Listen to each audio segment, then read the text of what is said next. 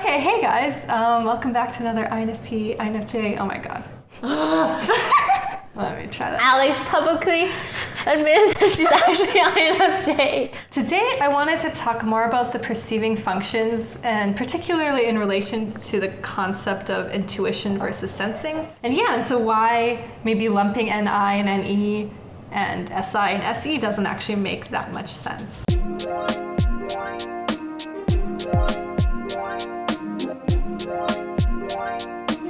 So to start off, I think a good way to define just perceiving is the structure in which we connect pieces of data together. Or every perceiving cognitive function has like a different kind of structure in which it connects these different pieces of data together. So then to break it down further, the NISE axis connects pieces of data together that have some sort of concrete or objective similarity.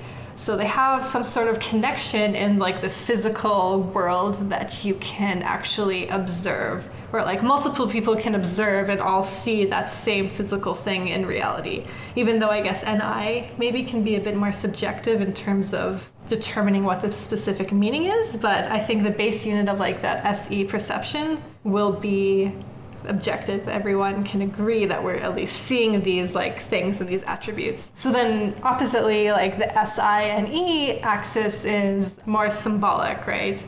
So I think the nature of the data is kind of like a symbol itself. So it's not something that you actually see in physical reality, but it's some sort of like conceptualization. You mean like SI data is like removed from its original source? Yeah. Probably. It's removed because it's introverted. That's all it is, really. Both NI and SI are subjective, and both NE and SE are objective. This can get confusing because it might seem like, NI, SE are both kind of on that concrete thing and that's more objective, but the internalization of it is personal to every SI or NI user. It's kind of only known to like the actual user themselves how specifically they structure these things, or the specific kind of conjectures or associations that user makes. And NE and SE is objective, and I think with SE this is more obvious, but with NE it's objective in that there isn't really any selectivity within specific ideas or specific associations or those sorts of things.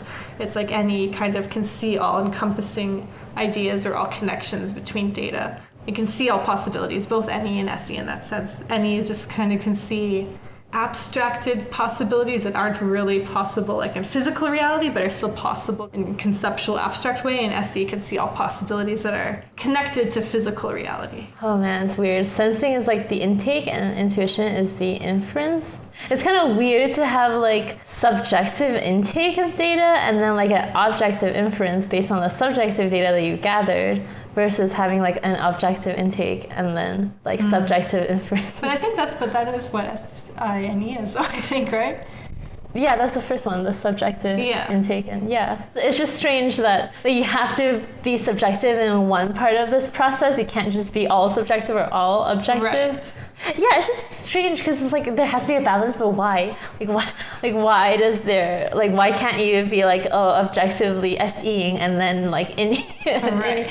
But see, even with that, I guess what I'm trying to do, because I think it's really hard to define sensing versus intuition without making intuition somewhat seem like a step above sensing, which is, I guess, what I generally find problematic with the way that the information that's already out there is. I don't think it really matters if it's like a step above or not, because you need both, really. Yeah, but then I think people will generally value intuition over sensing, and that's why a lot of mistyping happens. I feel like that's the TE though. You want to avoid the outcome of people like that. You don't want people to just all think they're intuitive because they think intuitive is better. Like you don't want people to be biased thinking intuition is better than sensing. But then if intuition is like inference above, like not above, like connecting the sensing thing, then But that's what I disagree with, actually. I don't think it is above. I think it's just like a different modality. I feel like that was like a good example of like the type of NE thinking, because oh my gosh, so hard to explain. Like basically I wanted to express the idea that if something like is leading to a bad result, but it is true anyway, then it just is. Right. Like I didn't necessarily think that intuition is a step above sensing, but yeah, basically I was saying if it was and it causes a bad result of bias, right, then it has to be like that. But I made the whole hypothetical argument without even saying whether or not I agree with. Right. Yeah, so basically it's like we kind of, the NESI people, like they don't have to argue within this reality. They can just be talking about a possible concept in an alternate reality, right, which I think is like the whole like intuition being objective thing that you were talking about. I guess just like now that I can actually type people accurately, because I think before I would just like, yeah, if someone was like generally interested in talking about ideas or concepts, like, you know, what you would see online about what intuition is, and I'd be like, oh yeah, you're probably an intuitive, and yeah, I like talking to intuitives, this feels good to talk to another intuitive.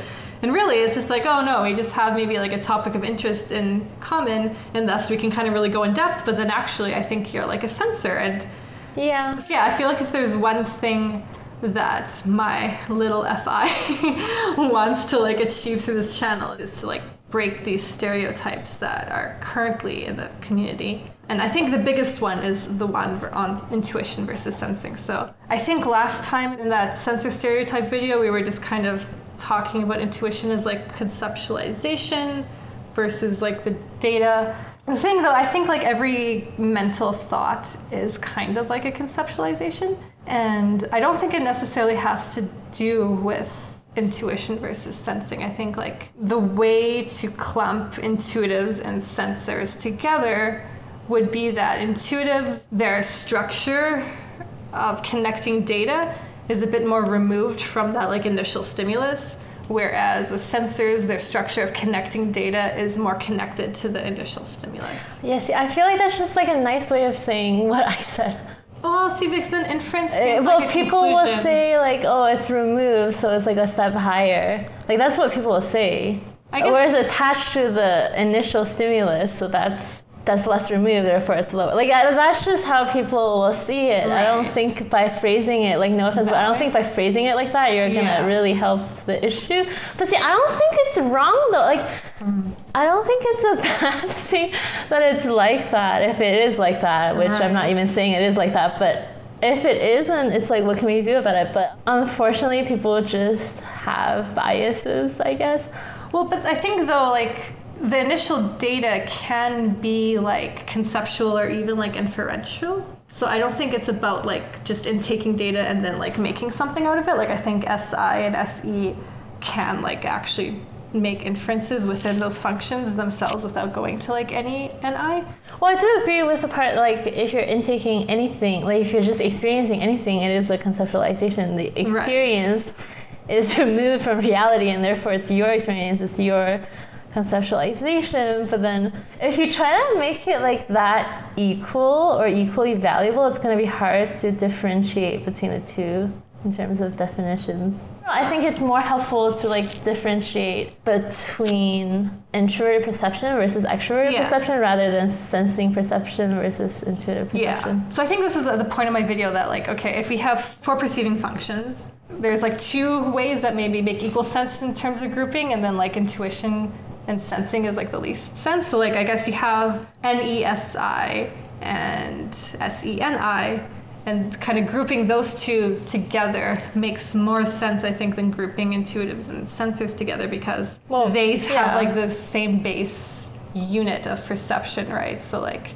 the NISE has a base unit of like dealing with kind of concrete reality. SINE has a base unit of dealing with kind of more like their own symbols of their creation of like, you know, data removed from reality. And then on the opposite side, you have like, I guess, the judging versus perceiving divide. So like anyone who uses high NISI will be a judger. They deal with more like subjective data initially. the perceivers with high NE, SE will use more objective data initially. So I think those two groupings make more sense. Yeah, basically NI and NE are the most different from each other, and SI and SE are the most different from each other. So sensors, which can potentially be SI or SE, are like super different from each other. So it's like, why are you? Right, yeah. This concept of sensors versus intuitives, But yeah, we still have to like kind of more define intuition versus sensing though. I think we defined the perceiving stuff in the water video, but see, I still remember that as going from sensing first and then drawing a graph with intuition, which I don't see what's wrong with that though. Like, why does that have to be like such a bad thing? I know it leads to a bad result, but that's kind of I guess just because I see sensors who are like intelligent and interesting and but that's not, people make a connection from that to the thing, but it's not actually connected. So it's not connected? Like intelligence and whether you have sensing or intuition higher or lower, it's not actually connected, but people connect them. But it's kind of like you can't just try to make the definition sound like better to avoid that. I don't think that's possible. Yeah, I think there's just so much emphasis on like how removed. Okay, like if you think of what is a concept, it's like things that are removed from the physical. But I think there's too much emphasis on how removed. If you read a super academic paper, they're like freaking masturbating about how removed they are from. There's like concept upon concept, theory upon theory, and then there is like abstract la la la. There's like too much of that emphasis. But I think if we just put the proper focus on we experience the world in different ways, we have different cognitive processes, two perceiving ones working in tandem, it shouldn't be like this huge deal about how removed I am from like the base model of reality. I think that's like people want to be like, oh yeah, I have thoughts above and beyond like what I just experienced with the five senses, which is so obvious. I don't even know why people have to say that.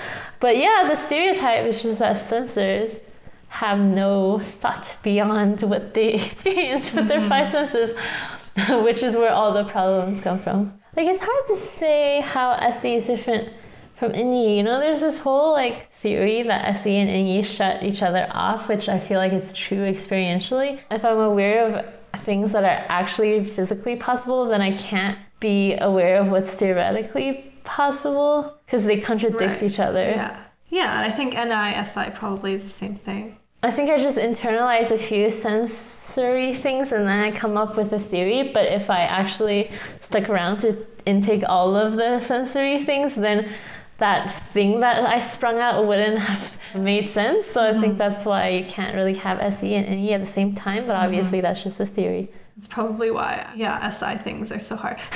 I know you're trying to like do this like thing, you're like on a crusade, but it's hard because now people are going to be like, okay, what's the difference between NJ and SP then?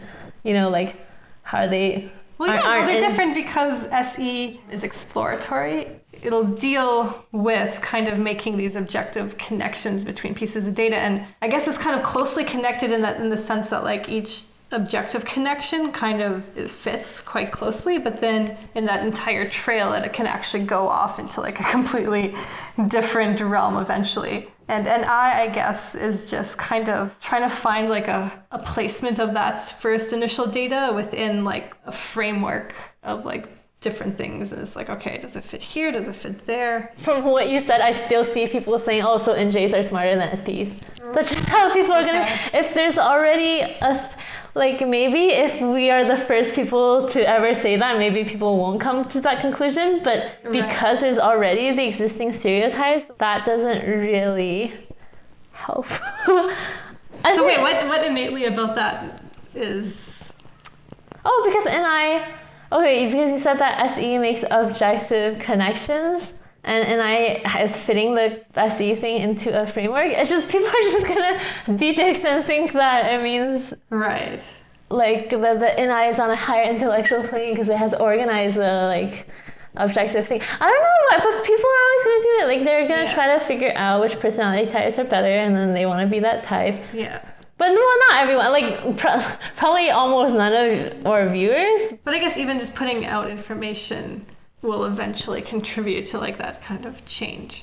How would you say the difference between like SJs and NPs? Here it's kind of interesting. Here like the sensing is actually more subjective. Yeah. And the intuition is more objective. And I think there's a stereotype that objective is like oh duh. Subjective is like smarter on a different plane. So maybe that's a more interesting example. I guess with SI, it's like there will also be those connections, but the connections just, in that sense will be subjective. Like maybe with SE, it's kind of more like a train like this, and maybe backs up and goes this way and that way, but it's kind of like a maybe branching tree or something. But with SI, I kind of conceptualize it as like there's maybe that initial piece of data in the center, and then there's like multiple little things all connecting to that initial piece. So it's kind of like... Oh, I actually didn't know that. So for SE, it's a train of thought? Because I think SE is more exploratory. So I don't think it holds on to like that kind of whole, like the way both SI and NI do.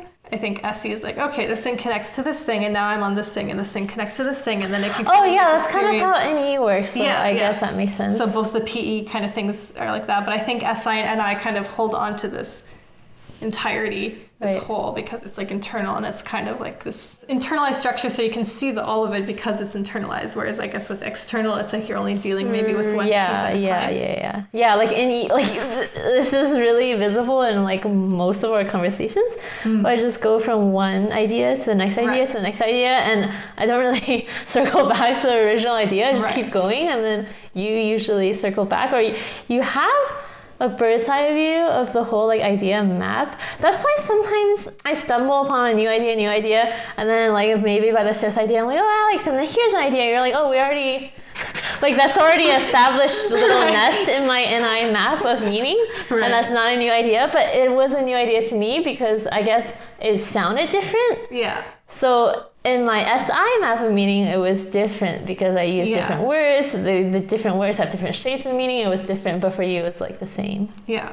But okay, to answer your question, I guess, so it's like SI will find, I think, a bunch of similar information pertaining to that initial topic. Okay. But the way in which it pertains won't be kind of as objective as SE. It'll be more like, oh, this little association makes me think of this association and this little thing. And so it'll be kind of a bunch of pieces that maybe on the whole collectively it won't be as kind of physically cohesive as like the NISE. They all pertain to that initial topic in some respect, but every respect is going to be very different in how it specifically pertains to it. And then NE is like also kind of on that similar associative symbolic connections that only make sense to the user, but then I think it's kind of more like piece by piece like SE.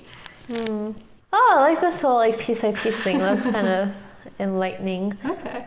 Yeah, see, I feel like this is a good example of when, like, suddenly I feel like this is a whole new idea, whereas for you, it might be analogous to other ideas that we've had, so it'd be like this kind of same thing. But to me, like, when you have a brainstorming math thing, which is like, now I think of it as NI and SI, and having like a necklace, which now I think of as NE and SE, like just those two different visualizations and the different associations, it feels like a whole new idea to me. That's interesting. Yeah, because I kind of conceptualized this like probably since we made our first water video. But you just never expressed it in those words? Yeah, exactly. Okay. So I guess that was like an interesting debate about, how do we define sensing and intuition, and is there a way that we as a community can like embrace sensing in a way that doesn't make it less than what it is, I guess. And it's interesting. Maybe for you felt like it was all kind of like semantics, like, oh, okay, you're phrasing it a different way, but it's still keeps like I see your intentions. Yeah.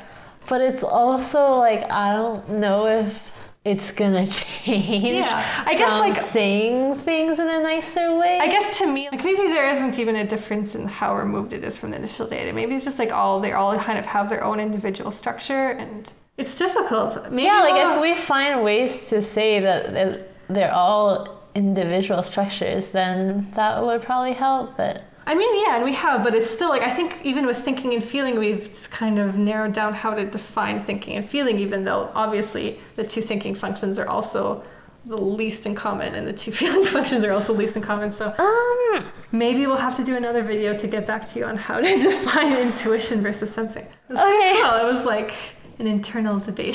Yeah, usually we agree so much, so maybe that was kind of interesting to see. Yeah. Yeah, maybe like people who thought we were harsh to Kevin can see that we're also like this to each other. It's just no big deal. Like, I didn't think we were being harsh at all. No. But I feel like maybe some people in the audience will be like, wow, that was kind of a harsh debate, guys. Okay, thanks for watching. If you enjoy our content, consider pledging your support on Patreon. And we also offer typing services on objective criteria, so you can check that out on cognitiveaid.com. And we'll see you guys next time. Bye. Bye.